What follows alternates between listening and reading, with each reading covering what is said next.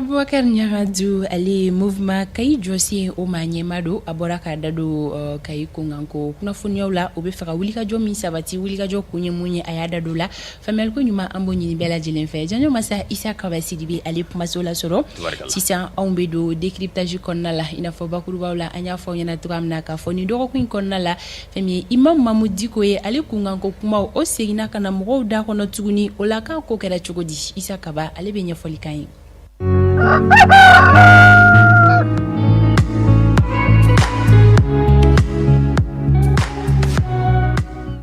Kaba mifo kafoli Idrissa Siribe janjo masaka la mebego na afle baga bela gelefo panda to mota Idrissa Siribe abedo aka dukera na shuro wakati bendo telefone ne dulu kaya aso en tigatula ni so ko ki program na kaso ke Amadou El Konare bagene ambedo donc Amadou alaka de farja o amin afia di ama wali kumurinya janjo masa refne ni kena mando konde parce que shuro ale de la gigala oui oh amutia jour ni fond nere itse kada jour ni fond mun besira nunga dona erem na ka clara soliga wuli ke tuguni yere ci ke to nyuma oni folika ka janjo merci beaucoup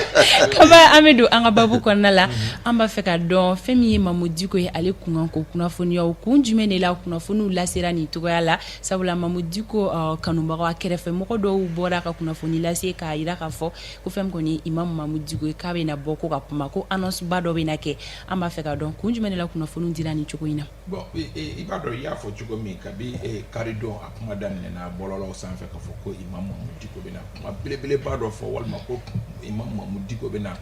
kuma nkokura idumba do ko fo imam mamudi ko e mo mi kuma na fara jamana kono ka be na kuma minye jamana marabaga we olube sira minye jamana dewnye olube sewa kaso yake wakati abe ko mere ka ku kunga kuma do be na fo o de ugumu kono kaso yake boli laba ya hakili bala marsi kalo yere kle wolonvla kuma mun fora donc na fora tukuni ka ko imam mamudi ko be na kuma fa jama abe jadoye abe kanisongo ya doma o de ugumu kono ka bi kardo afra ka ko imam mamudi ko be na kuma mogo bolo la kuma o kera ay imam be na mun fo tukuni imam kungle na ejme yalma abina jamana nyemugo tantugunde walma abina donc o nyini ngalube sena lendi apma to chaara katafe ma to chaara minge kuna fundila dobe no ndu wa fama ko aras jall o e ma were wele telephone na ni oye Mohamed Touré to ye o fenani go ka ko club de soutien à imam Mamoudi go ka ale o nyemugo ye o ye point kalonti ya ka ko imam Mamoudi go tina puma biatina puma shini ko imam Mamoudi go erete baba ko imam Mamoudi go be zegwa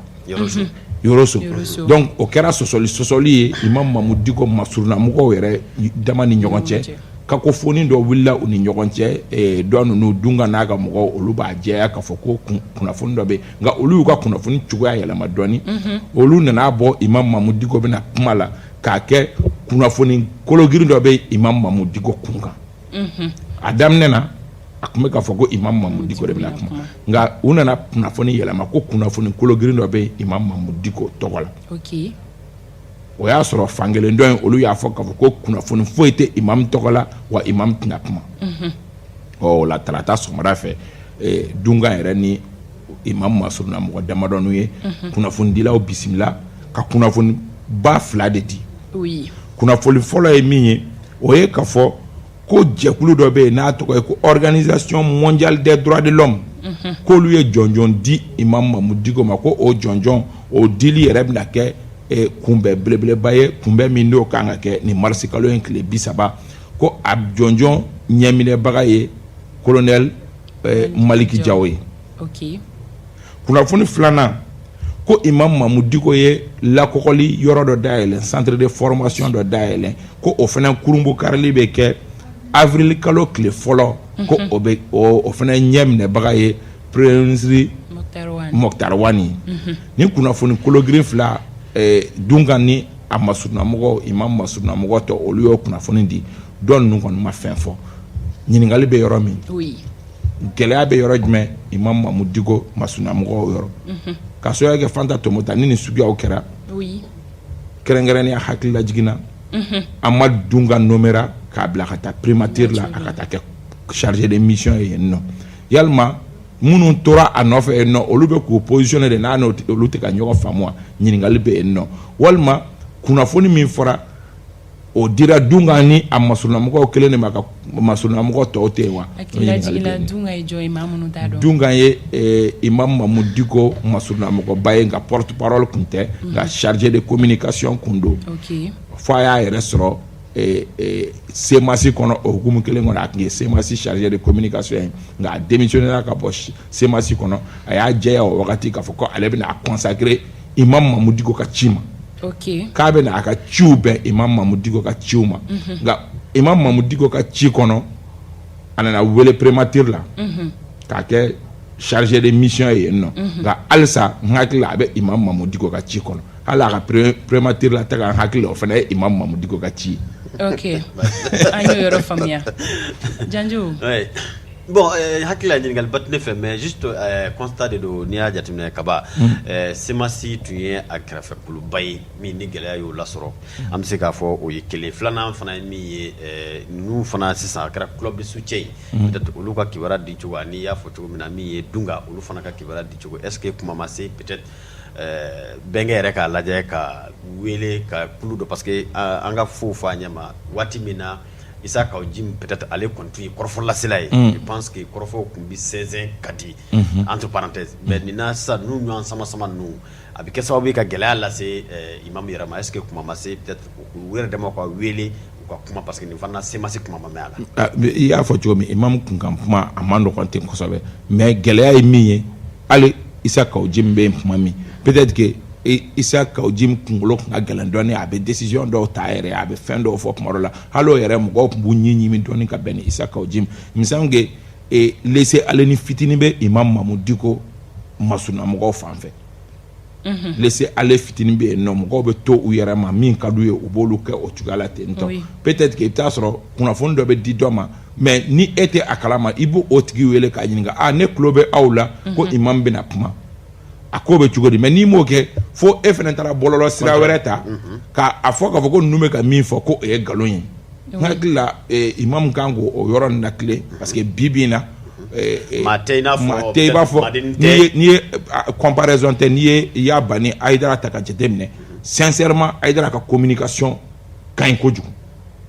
c'est-à-dire que communication mesurelen don a kuma fɔbagaw dɔnnen don n'a bɔra minnu da a dɔnnen don mɔgɔ minnu bɛ kuma kɛrɛfɛ i bɛ taa sɔrɔ bɛɛ b'a dɔn k'a fɔ ko olu t'a masurunamɔgɔ ye mais ni Ayidara ka communication bɛ kɛ i bɛ taa sɔrɔ conférence bɛ organiser tɔw ta ye micro da ni fɛngɛ ye mais a yɛrɛ bɛ na a b'a kuma fɔ mais fɛn o fɛn bɛ fɔ kɛrɛfɛ o tɔ la porte parole o nin don ta a bɔ tan o ka dɔgɔ Ayidara ka baaraw la ni min bɛ a yɛrɛ kun n'a kan cɛ a yɛrɛ b'o fɔ k'a fɔ ko nin karisa de ye nin fɔ ko Ayidara y'a fɔ c'est très rare mais i bɛ imam Mamu Diko ka kunkankow mɛn o cogoya de la ten tɔ dɔ y'a fɔ yen fɛ nkalon don a ma kɛ ten gɛlɛyaw b'o baaraw la a fɛnɛ ni masurunamɔgɔbaw kan k'a lajɛ k'o yɔrɔ la tilen a ka baaraw la.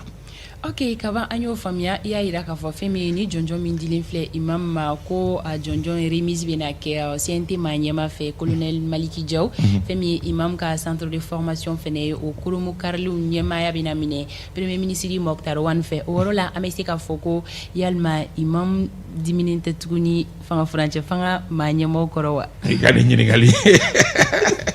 i b'a dɔn k'a fɔ i bɛ ka référence kɛ min kan o ye marisi kalo ye tile 7 imam bɔra a y'i kanto k'a fɔ ko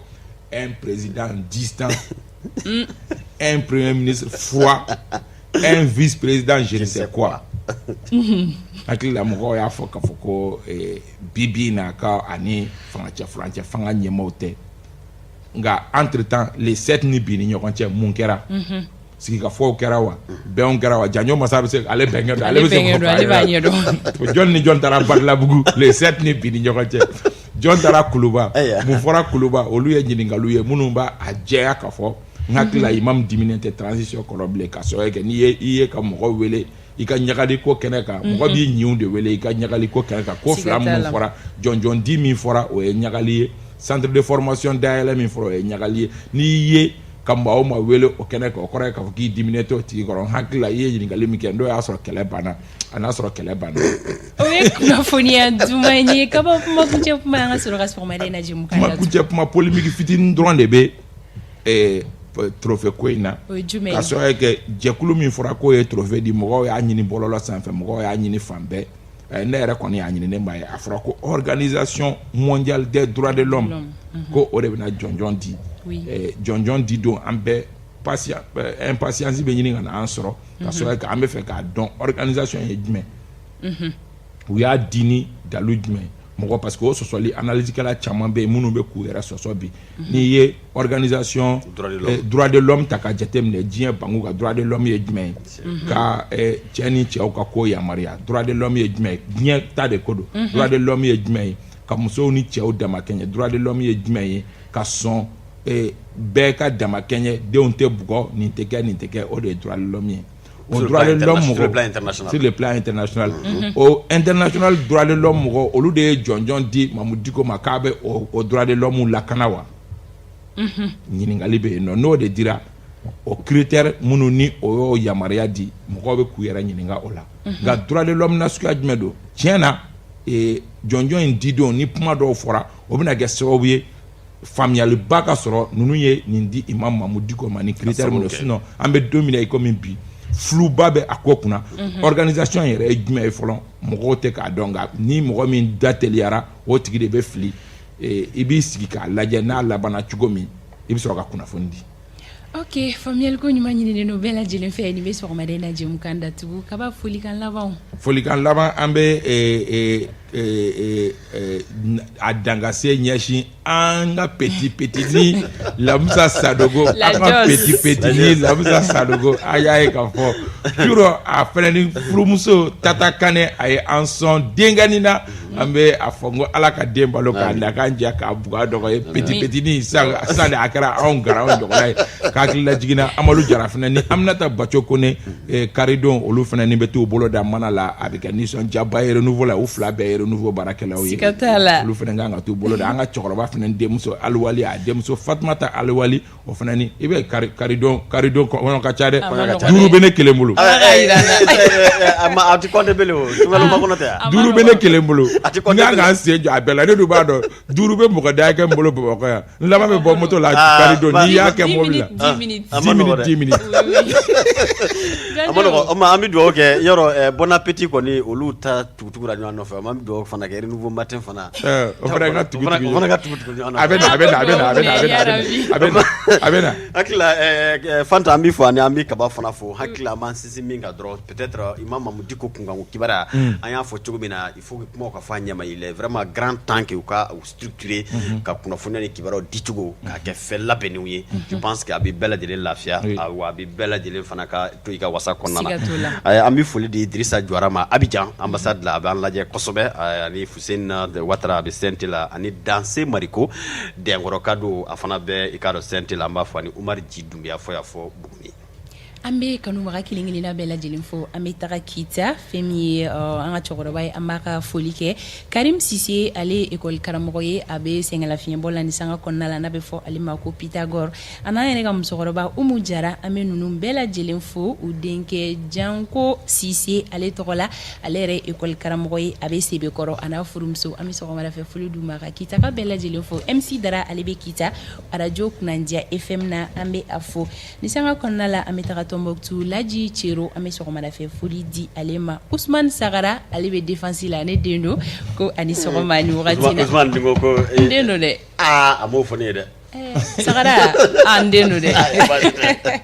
fɛn min ye ne yɛrɛ fa ye Mamadou Farota ka bɔ Boiseri Farota la o ma ɲɛma do a n'a furumuso fila an bɛ sɔgɔmada fɛ foli di u ma fo yan nɔ fo Ɲamakɔrɔ kuranin na a ka kanubaga kelen kelenna bɛɛ lajɛlen fo anw se kɛra ni kunnafoni ne bi alamisa ka di aw ma an bɛ wuli nɛgɛ kaɲɛ 9 Adel Samake bɛ dugu kunkanko kɛnɛ sigi sini sɔgɔma 7h15 ni Ala ma basi foyi kɛ an na an bɛ ɲɔgɔn sɔrɔ a nɔ renouveau matin wɛrɛ kɛnɛ kan Ala ka tile hɛrɛ